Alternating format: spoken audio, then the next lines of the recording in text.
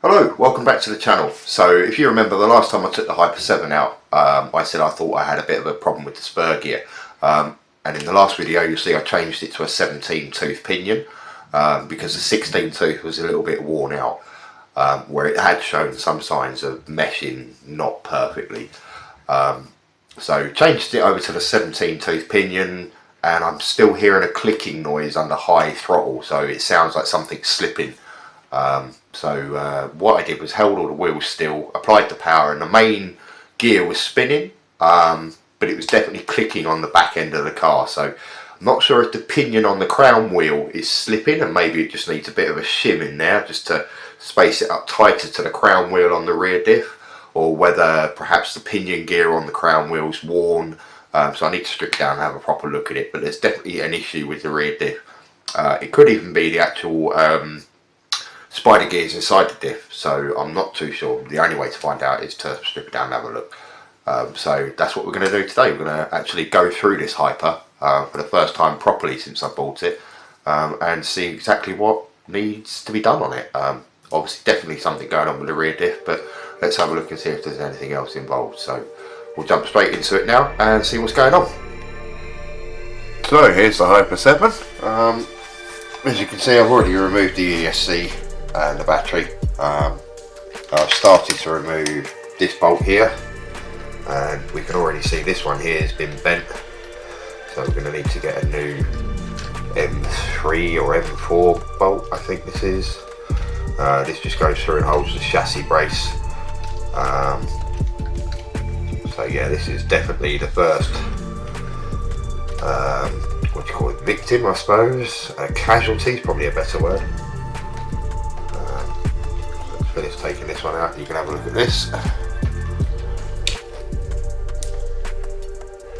That's not a very straight bolt, as you can see. There's quite a bend in that, so we're definitely going to have to get a new, pretty sure that's an M3. That's easy enough to replace. A couple of pence for a bolt from a hardware store.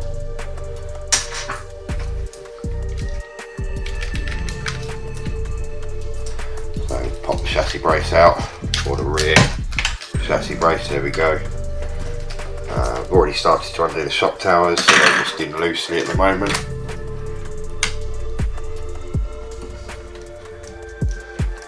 There we go, so that's the shocks removed.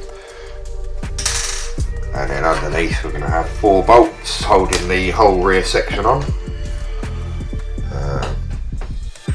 2 of which look like they've been replaced before, because these aren't the same as the rest of them, which are cap head.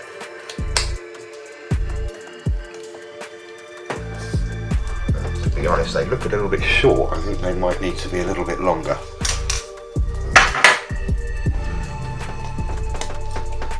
Pop these ones out here. Keen eyes of you will have noticed already that the tyres are pretty worn. I've got some new ones, courtesy of Amazon. I think they were about £13 for a set of 4, which was quite a result. 17mm hex. They turned up about a week ago.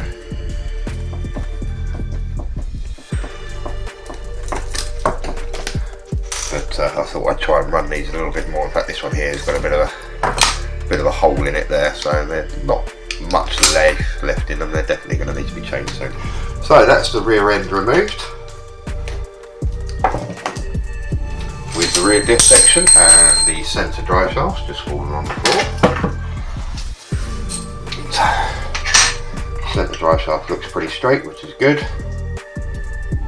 so that's okay. So here's the rear section of the car. And what we're looking at is this diff. You can see there, only one wheel's turning.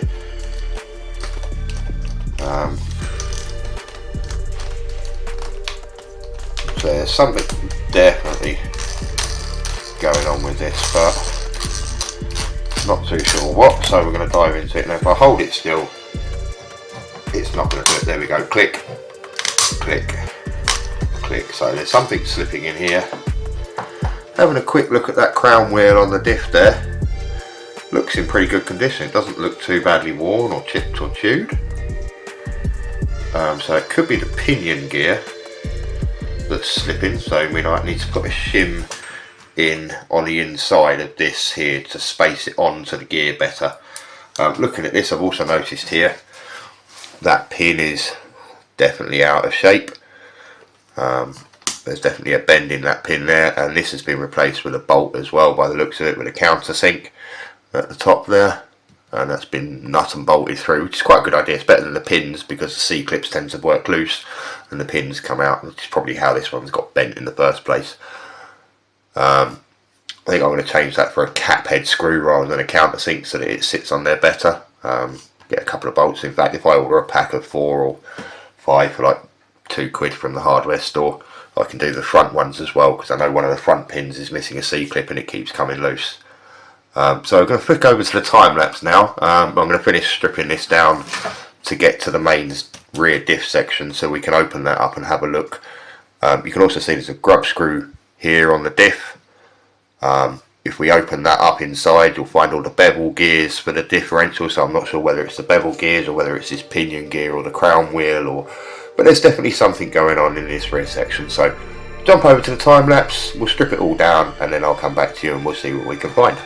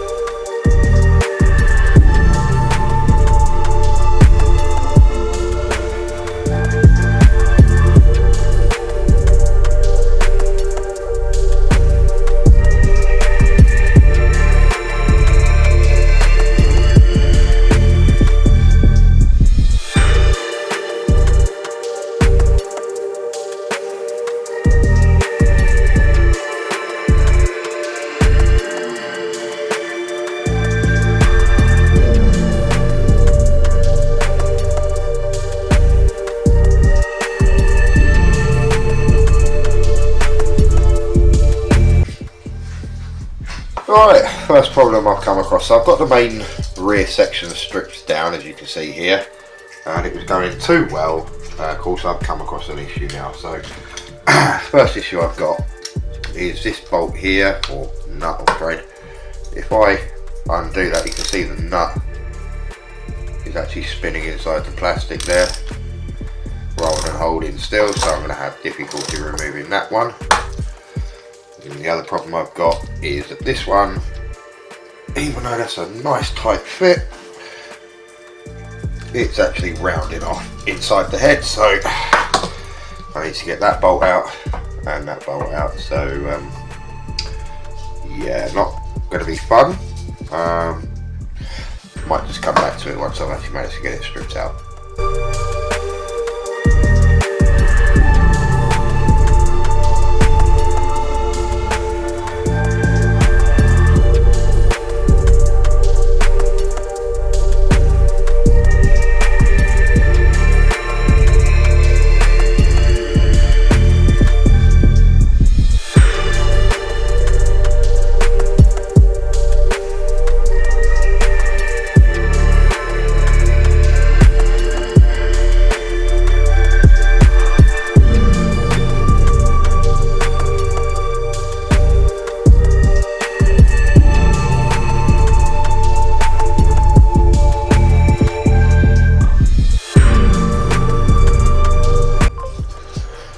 Okay, so I managed to get the rear diff stripped down.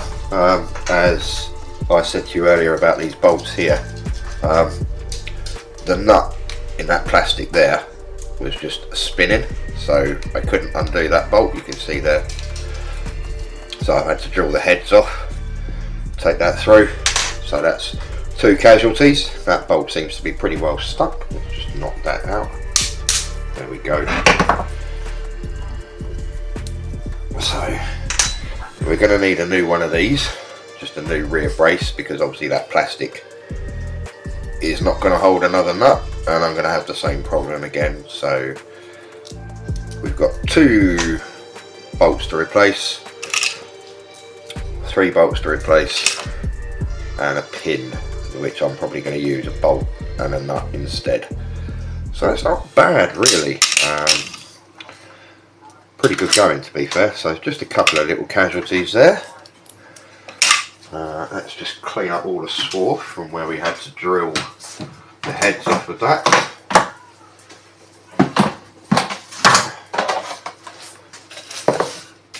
There we go. And then we can open up the diff and have a look inside there and see what's going on.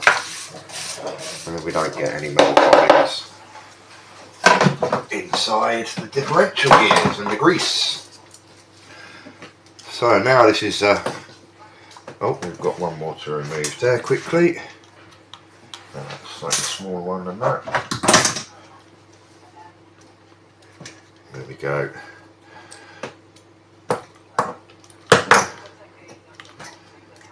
Let's just spin that out quickly. That's it. Now that brace there, it's got a slight bend in it, but that's nothing I can't fix. I can straighten that out quite easily. And a little bend in it just here on the edge there. You can see sitting slightly proud there. Keen eyes will notice I now have an electrician's plaster around my finger, as I caught myself with a drill while I was drilling those out, so accidents happen, but never mind. So yeah, we'll just put that on a bit of flat steel at work, I expect, and give it a pound with a copper hammer and it'll be nice and straight again.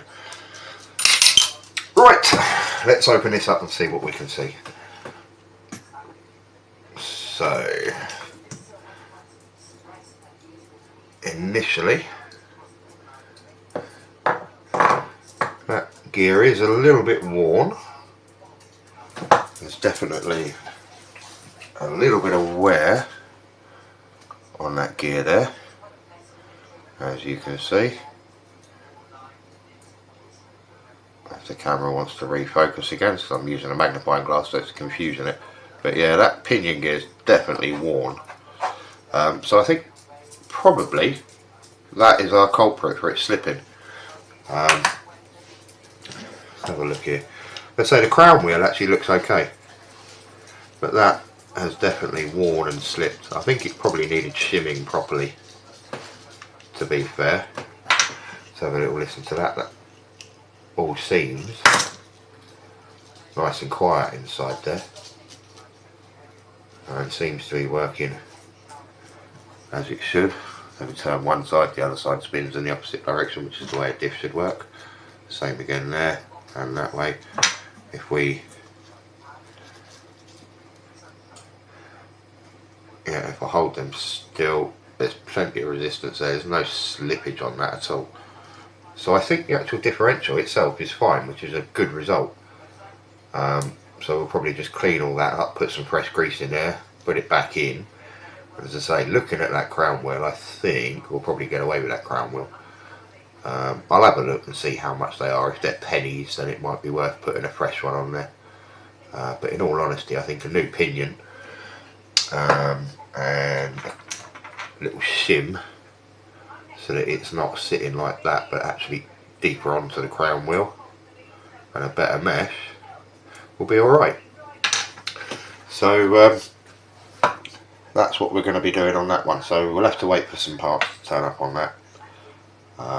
Good old eBay, I expect, or Amazon or Model Sport. We'll have a little look to see what the best deal is. But yeah, that's definitely out of shape. As you can see, it's not a good shaped taper anymore. It's definitely got a bit of a wobble to it. So yeah, we'll get some bits and pieces ordered up for that, and we'll get it all put back together at some point. Hi guys, right, so it's been a couple of days, postman's been, hasn't brought everything unfortunately. I'm still waiting on the receiver to turn up for the transmitter and the receiver. So what I'm probably going to do is steal the one out of the Baja and use the Baja controller and receiver just to see how this goes. I did cheat, a little bit of a cheat. I saw a bit of a bargain on eBay. It was a complete rear end section for a Hyper 7, so I bought that, insert picture. And I have been fiddling and twiddling while the camera's not been rolling, so I'm going to spin round and we'll jump into this and I'll show you what we've done so far. Okay, so the back end of the car is all back together. I've relocated the ESC, run the wires, and I've cable tied them here to the chassis brace so that they're out of the way, don't get caught up in the drive shafts. You'll also notice I've finally decided to put the new wheels on. But yeah, the rear end was a bit of a bargain, to be honest with you. Courtesy of these guys on eBay. So here we got JL Trading, buyer of all things retro, no collection too big or small. So yeah, have a check out for them on eBay. Top job, very quick postage. Very happy with what arrived exactly as it was described. Two reasons I went down that route. I was finding the pinion gear quite hard to source, as we saw on the last video. That one there is a little bit out of shape and was clicking. It's definitely been worn, so it needs to be replaced. But the postage time on it was forever. So I've got basically now a spare diff, because all I need to do is replace that pinion gear. Everything else in it's absolutely fine. Also means I've got a spare set of rear arms and a spare rear hub. I've got a spare shock tower now with a body mount, which is always useful. Wing mount. This one here was a little bit worn from skidding about on its back. The other thing that I was quite impressed about was I didn't have to then buy new pins, everything else. It was just a complete rear end. But we've also got some slightly bigger shocks on it, which was very nice to see. So it's got plenty of bounce on it now. We've also got enclosed wheel hubs, or wheel nuts, stop all the dust and dirt getting into those hubs there. Nice and tight. And I went through with a vernier gauge, made sure that all my camber angles, toe in, toe out angles are all set. The length of the top arms is equal on the front and right. If you remember, I was complaining that one of the wheels was sitting a bit weird. That's basically because of this hub here. Now if you look at it, it says it's got an R on it for the right hand side, but the angle of that, I don't know if the camera's going to focus or pick up on it, means that when it's bolted into the hub, it's actually kicked up like that, so it's pointing the wheel out, compared to the angle of this one here. So I ordered a set of these, they've turned up today in the post. Happy days. Boom boom boom. So we're going to bang those in quickly and make sure that the fronts all aligned up, and then I'm going to dig the receiver out of the Baja and we'll give it a rip and see how this handles now. So the diff's all sorted. Very happy with that. Got spare parts. Oh, and the other thing that meant I had was a spare set of rear shocks, because I've changed the complete rear end. So I've been a bit cheeky and squished the rear shocks on the front to give it a bit more compression. So hopefully that'll make it a bit more durable with bashing. We'll see how it goes. So yeah, let's get these front hubs put back in.